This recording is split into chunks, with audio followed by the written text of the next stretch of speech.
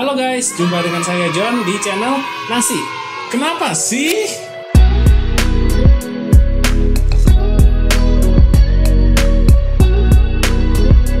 Nah guys, di channel kali ini kita akan membahas mengenai kesehatan, ilmu pengetahuan, dan juga teknologi, tentunya dengan sangat menarik. Pada episode Nasi kali ini, kita membahas kenapa sih kita harus vaksin. Pasti teman-teman udah pada sering dengar ya, ada berita, ada yang membahas tentang vaksin, ada juga apakah efek sampingnya. Nah, di channel ini kita akan membahas dari sisi kedokteran, karena tentu saya adalah dokter. Nah, pertama kita harus mengenal dulu, vaksin itu apa sih?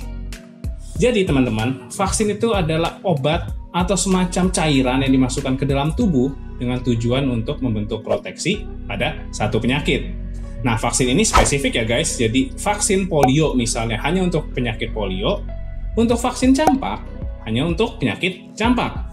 Jadi vaksin tidak ada yang satu untuk produksi semuanya, atau satu vaksin bisa tidak memproteksi sama sekali.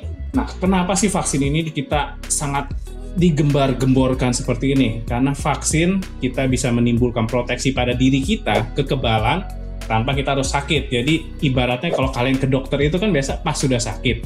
Nah, vaksin ini tujuannya untuk mencegah supaya kalian tidak perlu ke dokter. Jadi, seperti kata yang sering kita dengar, lebih baik mencegah daripada mengobati. Vaksin ini tujuannya adalah untuk mencegah terjadinya suatu penyakit.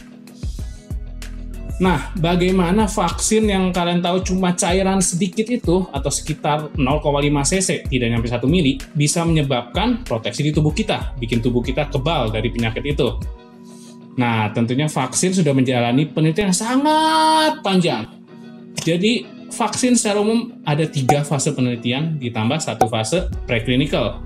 Jadi ada fase preklinik, fase 1, fase 2, dan juga fase 3. Saya jelasin ya.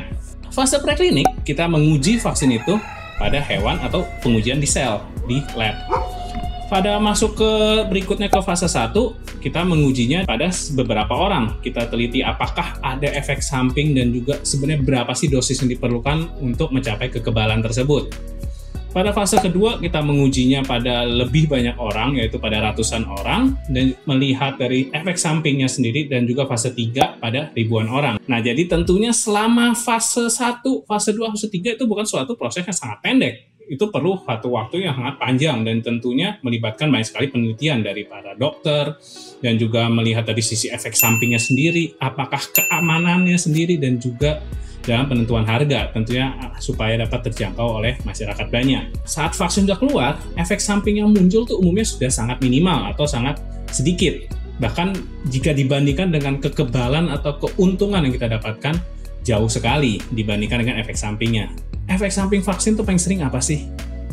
Karena vaksin masuknya paling banyak dari berupa suntikan, maka efek yang pasti berasa sakit pada daerah suntikannya. Contohnya bisa di tangan, kita rasa pada tangan, dan pegal-pegal tentunya. Kadang ada juga yang bisa merasakan demam. Namun, tidak perlu dikhawatirkan, karena gejala pada setiap orang berbeda-beda ya guys. Nah, setelah itu untuk vaksin sendiri, siapa saja sih yang bisa mendapatkan vaksin? Vaksin itu ada banyak sekali, jadi ada penyakit polio, penyakit campak, penyakit TBC, dan pemberian vaksin bisa mulai dari anak-anak, bahkan bayi, ada yang dari mulai lahir sudah diberikan vaksin, ada juga sampai dewasa atau pada usia lanjut usia juga diberikan vaksin.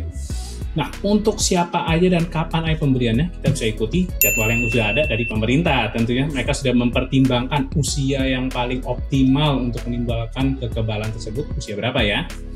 Jadi kalian tinggal konsultasikan aja ke dokter kalian, baik yang punya anak atau punya bayi, konsultasi ke dokter anak atau juga ke dokter umum untuk pemberian vaksinasinya. Salah satu contoh penyakit yang paling terkenal nih, paling di dunia ini hampir penyakit itu sekarang sudah tidak ada. Itu salah satu dari keefektifan vaksin, yaitu penyakit smallpox atau penyakit cacar. Nah, kalian bisa lihat guys, gambarnya seperti ini nih guys. Nah, cukup seram ya gambarnya, banyak bentol-bentol di kulit. Nah, tapi tenang ya, penyakit ini sudah tidak ada di dunia ini sekarang karena pengaruh dari vaksin tersebut. Jadi dengan diciptakannya vaksin membuat orang jadi tidak menderita penyakit tersebut. Namun itu bukan suatu perjalanan yang sangat singkat atau perjalanan yang 1-2 tahun, karena Dari ditemukannya vaksin, dibutuhkan waktu sampai sekitar 3 abad atau 300 tahun. Pada bulan Mei 1980, penyakit cacar dinyatakan oleh Badan Kesehatan Dunia atau WHO sudah tidak ada di dunia atau sudah dieradikasi. Makanya saat ini kita tidak mengenal lagi penyakit cacar yang seperti gambar ini. Bedakan dengan cacar air ya guys. Jadi bagaimana nih, dari satu suntikan vaksin ke satu orang bisa sampai menyebabkan kekebalan pada semua orang, bahkan penyakitnya bisa hilang.